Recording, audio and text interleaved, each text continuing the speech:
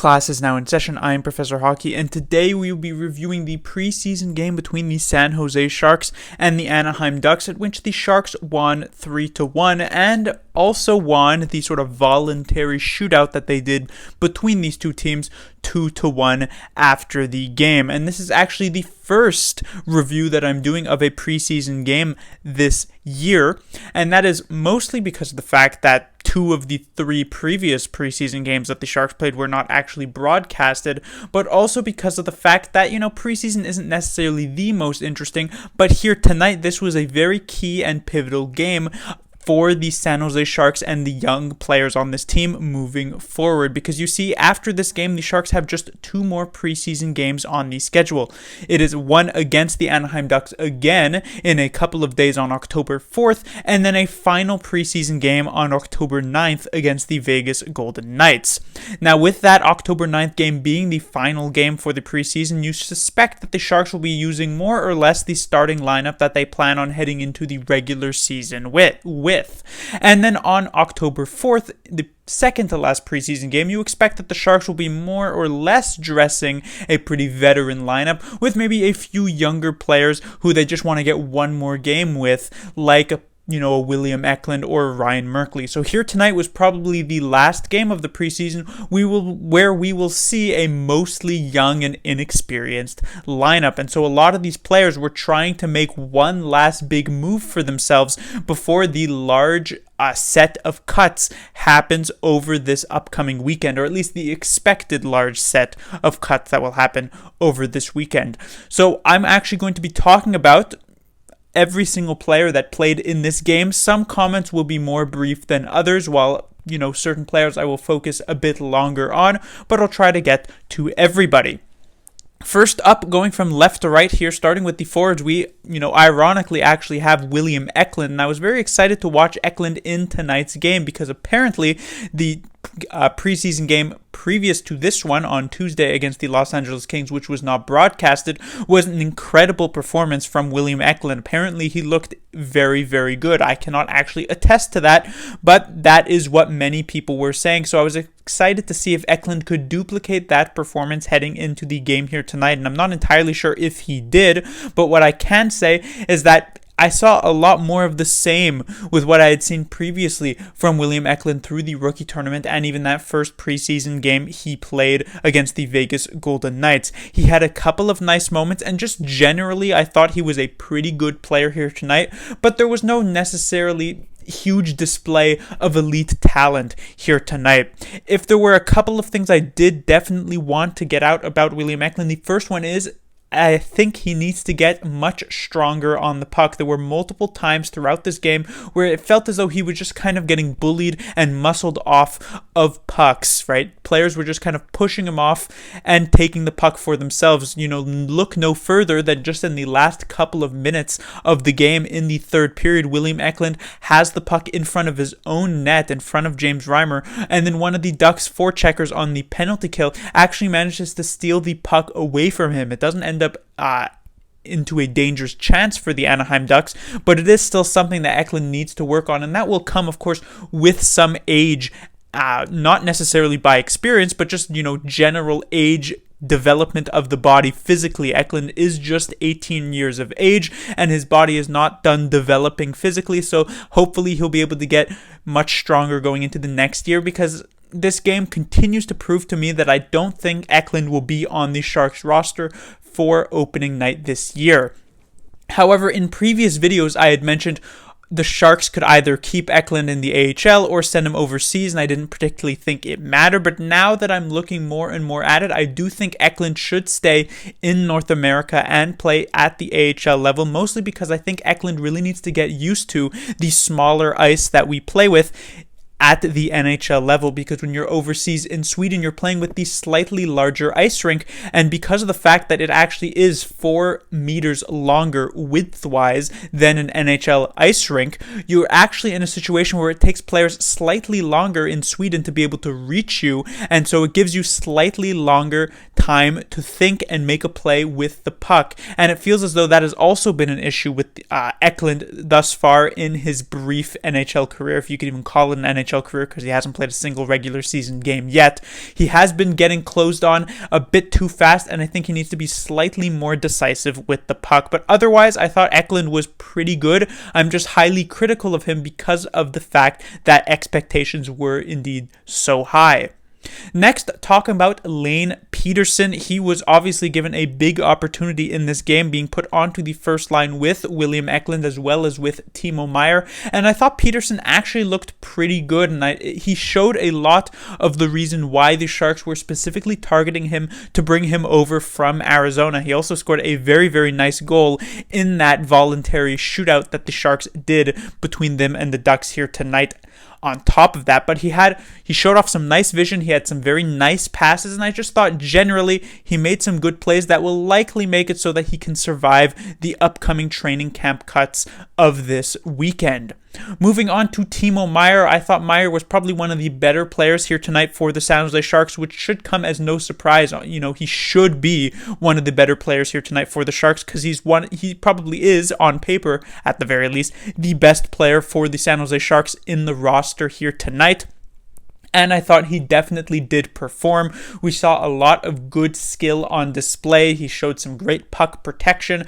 It's nothing necessarily to write home about, considering they are, of course, against an Anaheim Ducks team that was near the bottom of the league last year, as well as the fact that this Anaheim Ducks team is not icing an NHL lineup, playing a lot of their own rookies here in this game tonight. So the fact that Meyer was good here isn't something that's super hopeful for the upcoming season, but it's definitely kind of like the bare minimum of what was expected from Meyer here tonight.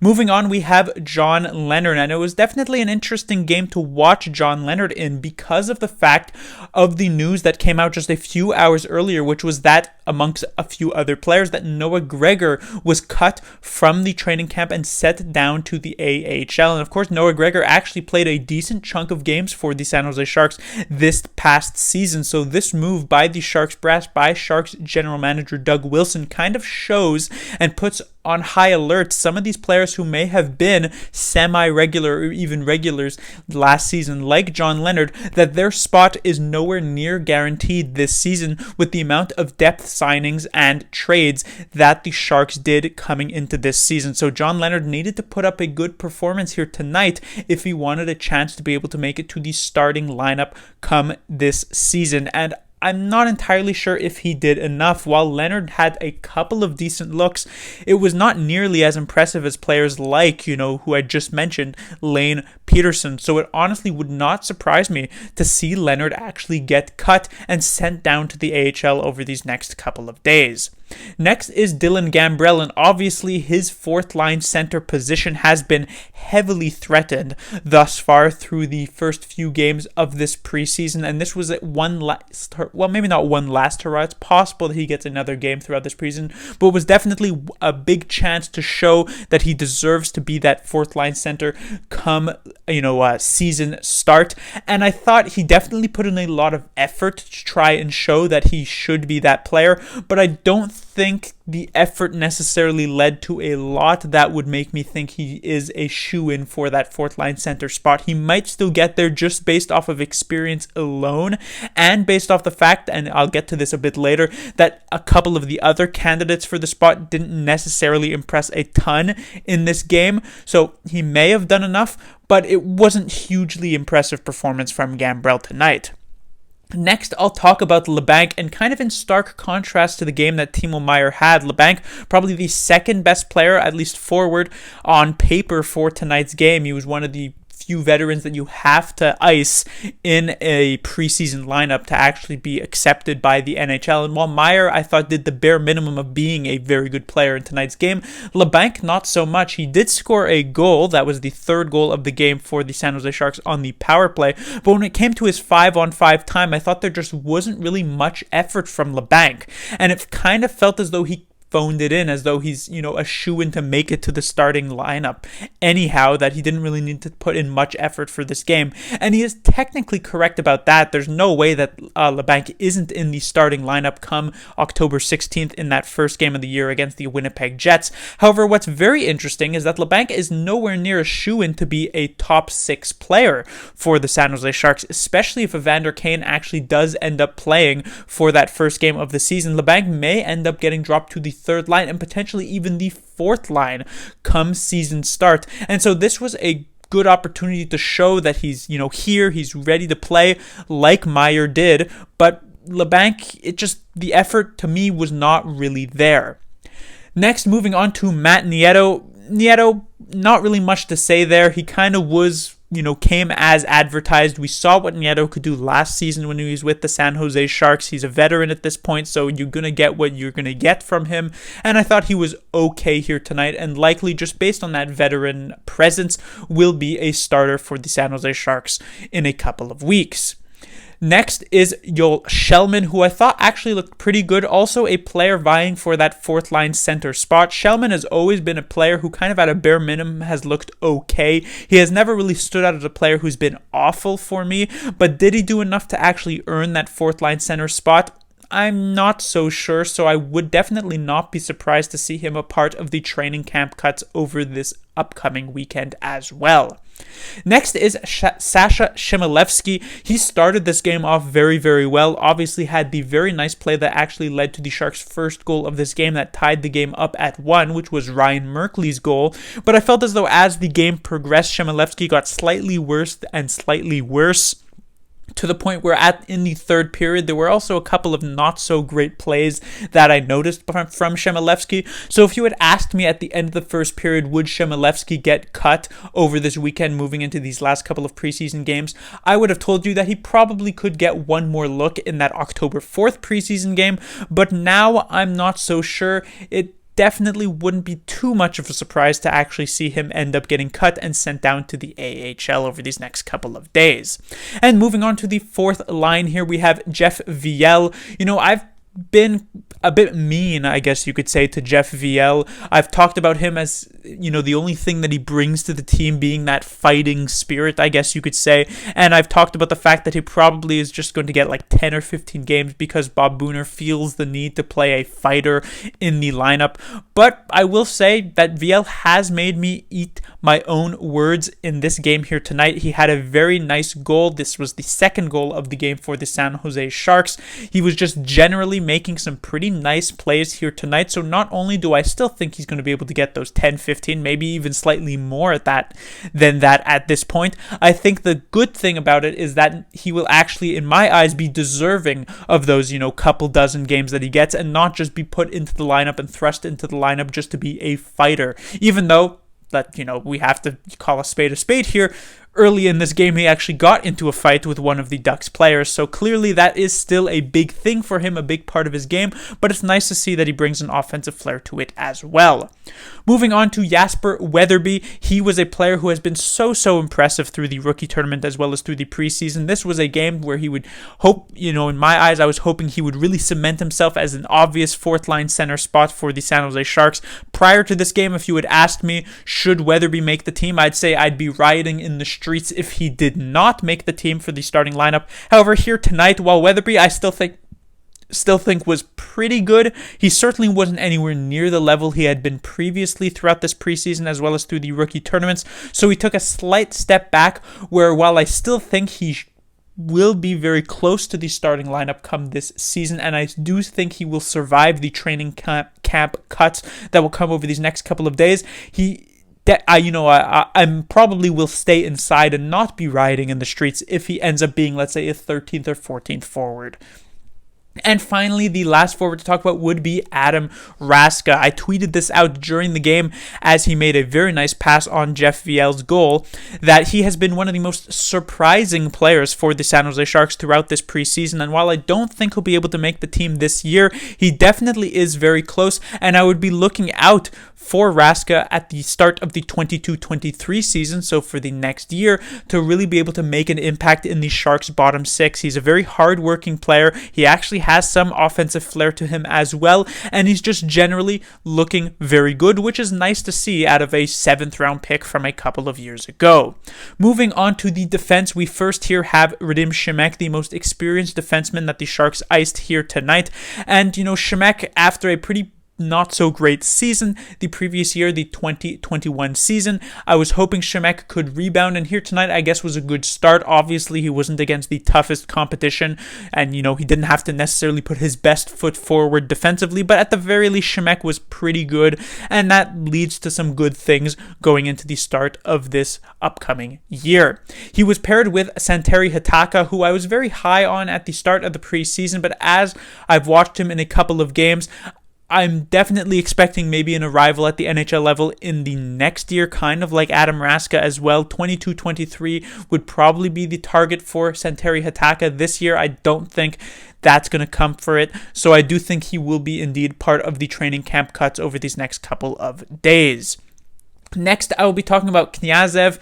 He was a player who was so impressive in the development camp game a few weeks ago, but ever since then, I felt as though he's been slightly down. He's gone slightly downhill each time. His rookie camp performance was pretty good, but not nearly as good as the development camp. And here tonight, I thought he had a couple of nice plays offensively, but generally wasn't super noticeable. Had some issues defensively as well. Found himself chasing the puck a lot. So I also suspect he will indeed be cut from the team over these next couple of days as well.